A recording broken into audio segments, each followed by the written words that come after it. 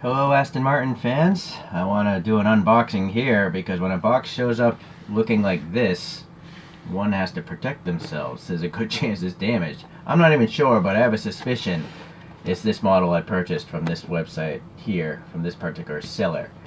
So if this thing is damaged, well, you might want to avoid these guys. Let's get the knife out and see what happens.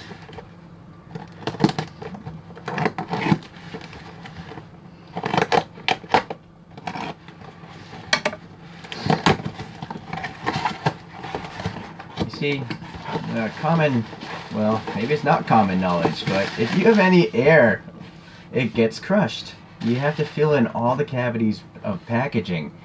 That's why you don't see TVs shipped in boxes with any movement or air, or any electronic goods, because that movement is what destroys products. Luckily, it's in good shape, so. But it's a little bit wary, you know, if you're trying to order something as a gift, it might show up damaged with this kind of packaging. Luckily, this DMH is expensive, as you can see, and so, okay.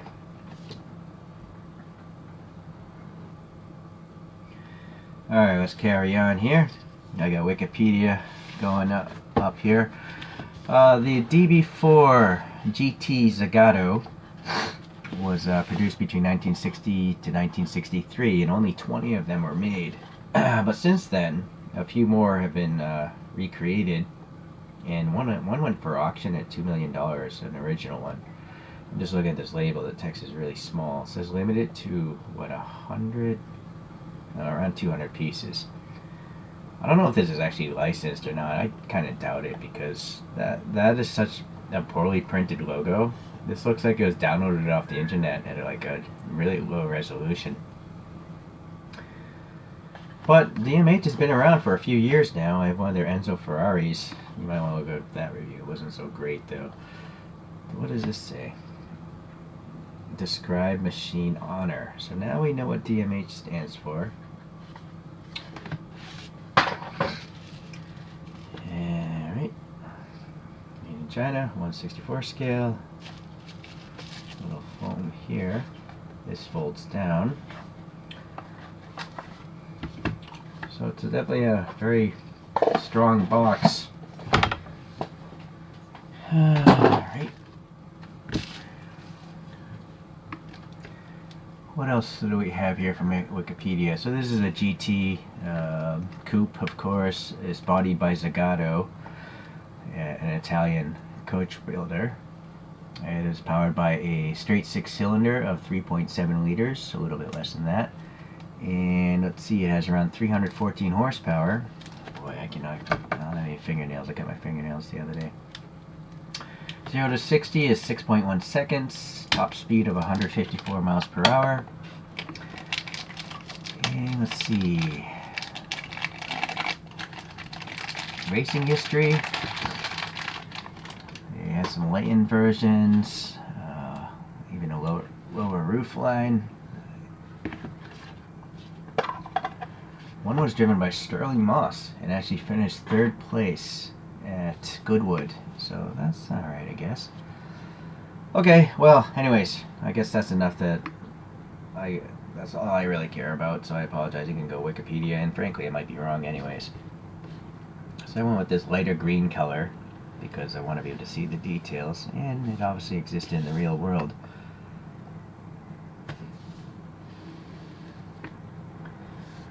So the sun is behind the car in this shot here. Alright, let's try the side view. Some wealthy person driving theirs. Generally looks alright. And this rear view caught my attention with the giant mufflers. I don't know if that's like those are newer mufflers or what, but all the images I saw had 2 mufflers on the left side of the rear. It's really hard to focus between two things like this. Alright, let's now get into the base of this thing. So it's acrylic, and it's polished. I mean, you can see right through to the other side. It's almost like it's not even there. It's so clear. But you can tell it's acrylic because this is acrylic glue, just all splashed inside there. It's 2 screws holding together, and I'm not going to remove this off the base. I don't want to get my fingerprints on it, or snag those wiper blades off. So this is number 23 of the 199, but I've seen 0 as a number, so there could be 200 of these out there. Now see, the printing of this one's much better than on the box. That's high resolution. Okay. Dust. It's like raised. I don't know if that's just cardboard or printed on metal or what. I'm not sure, but it's definitely painted on, or like tampo printed on. Okay. Well, I guess we'll start with the front view here. And the grill here, it looks like it's, yeah, photo etched metal, and I think there's stuff like air behind it. So I'm just, yeah, that's a 3-dimensional. It's not printed on. That's literally a piece of metal with some holes in it. And then the perimeter of this chrome strip is very shiny. I think that's just like chrome plastic though. And you can see the little vents here. They are actually going in, including that one there. Little plastic lens here for what I assume is a turn signal. The only issue with this one is I feel like there should be silver paint behind the thing, because it looks like a green light, right? Because the body is green. But if you look at the images, it's a white light. So had they painted silver behind this thing, it would look more like a real light. Okay. Now the headlights here are nice. You have this photo etched piece of metal on top of a clear lens, and then behind that clear lens you actually have a sealed light, it looks like, you know, a big round light, and they molded a light bulb back behind there, and it's a chrome cone. So that's very nice. There's at least 4 pieces just for this headlight assembly here. But yeah, you know, obviously that looks silver. I only wish again it was there. So the Aston Martin logo is probably a photo etched piece of metal just based on how thick it is. And unfortunately it's not centered. If this is the center of the body, it's just a little bit off to this side, which is unfortunate. Yeah, it could have been worse, so I guess I'll have to live with it. I guess if you're really crazy, you could just knock it off and re-glue it on, but I'm not going to bother doing that. I think that's some glue residue, that sticky glue residue, so that'll come off. You can kind of see now how nice this paint is. It's that metallic green, but what is this, dust or contaminant? I don't see much orange peel. It's very smooth, the clear coat. Yeah, just look in there. So yeah, you got the photo etched metal wipers, and they're bent perpendicular to the windshield, and they actually have etched details like the little spring carriers for the actual rubber blade that touches the windshield, so pretty detailed. The windshield itself has a chrome molding strip on top of the clear plastic, so multi-piece window there. Going to the side front, we have the wheel, which is photo etched metal, so it literally is passing air between the spokes, and it looks like there's a disc brake back there. You know, I can see that roundness there. So it's hard for me to tell through my phone screen how many layers of spokes there are. There could be more than 1 layer, because yeah, at least 2. I can see through this opening, the front opening here, I can see a second set of spokes, but it's literally on the other side, so there's 2 layers of spokes here, giving it a lot of depth and dimensionality. And then you have the center knockoff with the 3 lobes there. That's photo etched. It's, you know, shiny and matte finish because they etched away part of the metal. The rim itself is a shiny chrome. I don't know if it's a plastic rim or a metal rim though. It's hard to say. And then the tires, they look period correct to me. They look quite bulbous. They look very high aspect ratio. So they look like something from, you know, that decades ago. You can see there's a tread here. Let me get a flashlight if you're a tread aficionado or something. there you go. Old school tread style, the like zigzag pattern that you'd see on old tires. And then you guys, you see a little bit of a molded like lip here on the body. That's interesting, this thing here. But it fades out towards the edges, so very nice. The Zagato logo, this chrome signature strip on all Astons, separate pieces of metal. There's a very tiny like reflector or light is translucent orange. This black here is actually quite it's a hole for sure. Alright, panel gaps, decent enough. And then we have a actual keyhole. You know, it's there's black, the hole, and then it's a raised piece of metal. And what is possibly the smallest door handle I've ever seen. It's so small, it's ridiculous. I gotta refer back. Yeah, look at the photos. This car has like a 1 or 2 finger, maybe it's a 2 finger pull door handle, or it's like a lever, like a, maybe you twist it downwards. Yeah, so that's something I learned today. Never would have known that had I, not bought this model. Unfortunately, I do feel that that might be in the paint, what I'm trying to scrape off there, because I don't feel anything. Oh no, now I do feel it with the pick. I might be able to polish that out. Yeah, I don't know. Alright. Rear wheel and tire looks good. And yeah. Oh, well, we got a fuel filler here. It's recessed. It's chromed plastic, I'm imagining.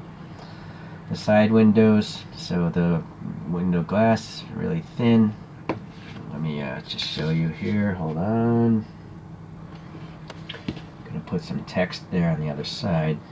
Hit focus. So that's how clear, resin model windows are. Molded windows, just try it. See how blurry it is. So it's very impressive. Okay, so hopefully now I can refocus on this side of the car. But yeah, on top of that clear, we have the chrome strip again. So there's some on the windows themselves and then some on the actual body. Going to the rear, we got the lights.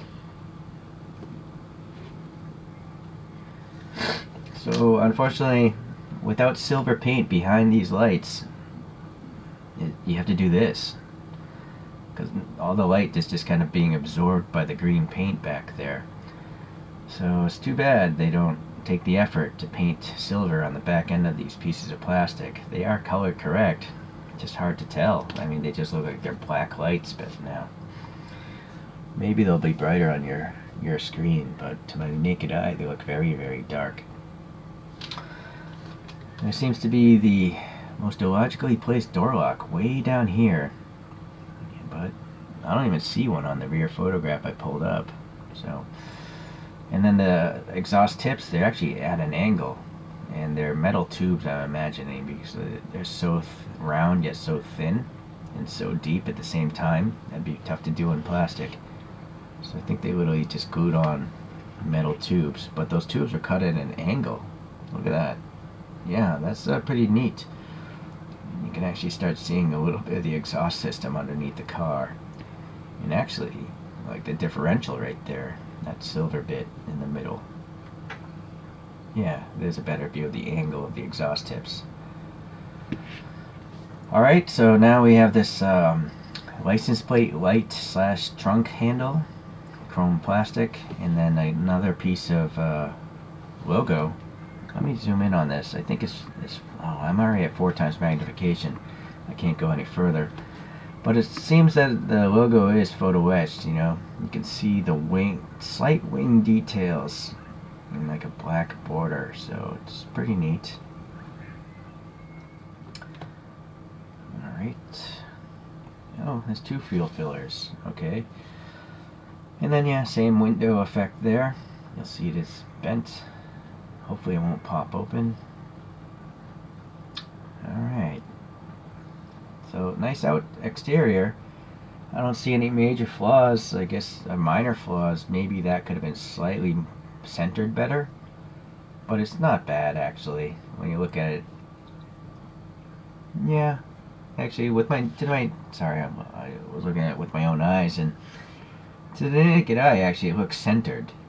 But when you start magnifying things, you obviously notice a lot of imperfections. But unless you have some eagle eyes, you might not notice. So the interior, hold on. It's always hard to get interior shots here because it's hard to hold something, hold a flashlight, and hit the focus. You know, I just don't have a long enough nose to hit the screen with my nose. I think I'm just gonna leave it on the. You know, here's an idea. This is my fancy camera stand when I want to raise angles. It's a tuna can. So, one of the tricks of YouTubing, tuna cans. Alright, let me get the flashlight. So now we got a decent angle.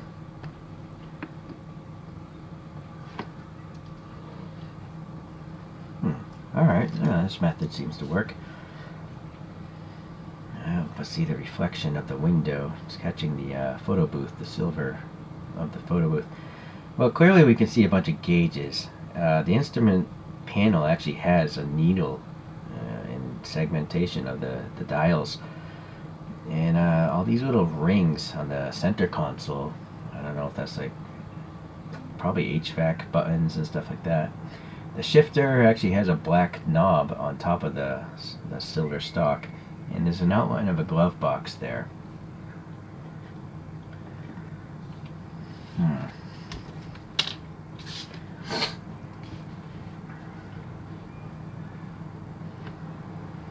Let's try this view. Alright, the seat backs actually have holes in them. You can see the base of the shifter boot. Let's see. Let me try this now.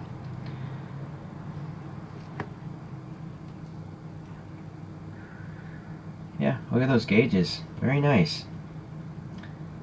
Alright, glove box. Looking at that side door panel, there's an arm pull or something. There's a rear view mirror, and I think this might be reflectivity in it. It's hard to see right now. Hold on. The steering wheel itself seems to have like a little silver, like blue or silver. I can't tell. Hold on. I'm getting a blue horn button kind of vibe there. Well, some other color than the brown of the steering wheel itself. It's safe to say that. Yeah, look at the rear view mirror. It's a photo etched piece of stainless, I think. It looks quite shiny. It's very, very thin, so I'm guessing it's photo etched. And looking at that door panel on the other side, it actually has the wind down window. I wonder if that's a photo etched piece of metal. Maybe it is. And then above it, you got that door pull. And then we also have another window lever or something. I don't know, there's two silver levers on the door. What would the other one be? That's kind of interesting. No head back rest, being a car this old, so you're gonna get whiplash. I wonder if this thing actually has the pedals, the gas pedals and stuff. I can't see anything. No, can't get the angle. If I was gonna get the angle, it'd be right there, but it's so dark there. I don't know. So I cannot say if it has the pedals on the floor or not. Yeah, that door panel looks alright. So nothing in the back, no luggage or anything like that. I guess because it's more of a racing car than a tour. I don't know, it's a Grand Tourer. It would have been nicer if there's a piece of luggage in the back, I think. Okay, well, let me back out again. Excuse me. So, quite good.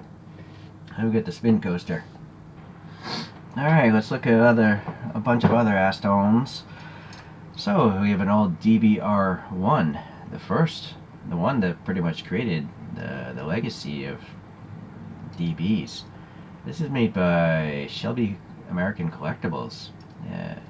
It's okay, except for, I'm not a fan of the opening panels, but it's a cool car. This would actually make a good subject, I think, for a resin model. So, there we go. And I also think another great subject would be, in my opinion, probably the most popular Aston Martin ever, the DB5, as driven by James Bond, but he drove a silver one. So, you know, this is by Kyosho. It's pretty nice for a Kyosho, or even a diecast in general. I mean, considering it has plastic wire wheels that actually kind of look like wire wheels. That's really almost impossible for most brands to pull off, but Kyosho is one of the best. I mean, seriously, those look like wire wheels. Alright, so anyways, again, I do feel like a resin of this would sell because it is such an iconic car if you like movies, at least.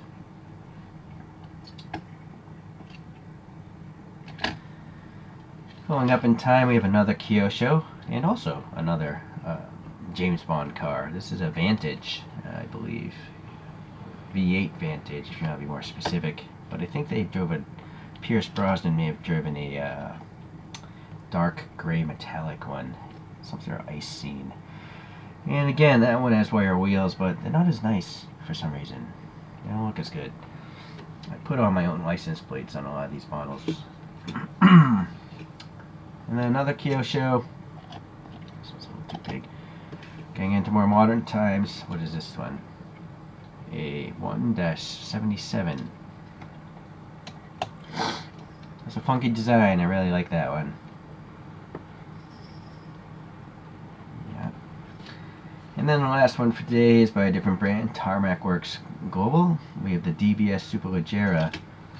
Unfortunately, they didn't do a great job with that one because they totally skipped a lot of the fact that the thing has blacked out side and rear windows. I don't know if, like, I don't know. I mean, there's clearly an interior piece. I just don't know why they chose to block it off. Maybe they just designed an interior, but they had no idea what it really looked like, and so that's why they're trying to hide a lot of it.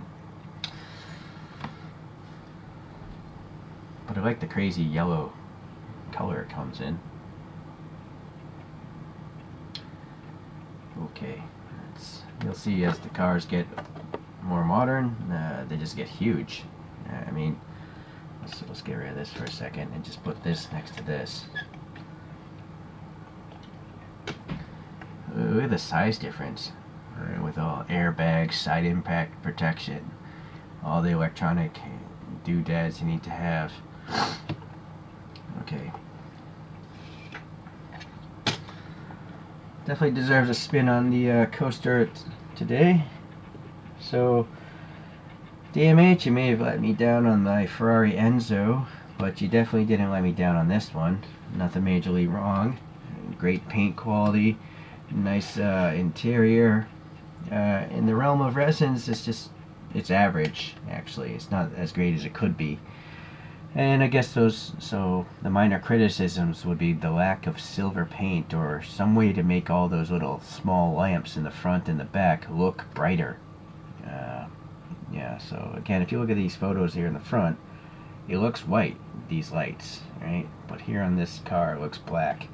If you look at the taillight photos, they're very bright orange and red, but that is not coming across on this DMH model. But it's not I guess it's not a deal breaker. It just could be easily improved, I think. So if you like Aston Martins, I hope you appreciate this video, and I hope that other resins of Aston Martins come out. I feel they're a beautiful mark. Most Aston Martin cars are pretty nice looking. Even that boxy Lagonda. Okay, thanks for watching, and I'll see you in the next Aston video. Toodaloo.